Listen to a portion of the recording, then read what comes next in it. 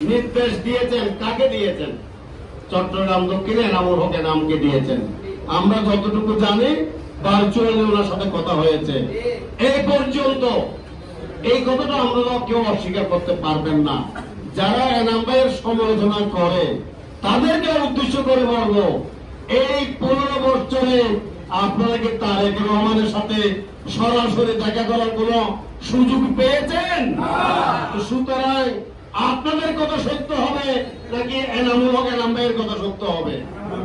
এনাম ভাই যেটা বলে সেটাই হবে নেতৃত্ব। আমরা জানি এনাম ভাই আমাদের প্রিয় নেতা তারেক রহমানের সাথে দেখা করেছেন, কথা বলেছেন, কাজ করেছেন, ভার্চুয়ালি আলাপ হয়েছেন, টেলিফোনে নির্দেশ দিয়েছেন। নেতা নির্দেশিত হয়েছেন তারেক রহমানের কাছ থেকে, আর সেই নির্দেশ দিয়েছেন আমাদেরকে।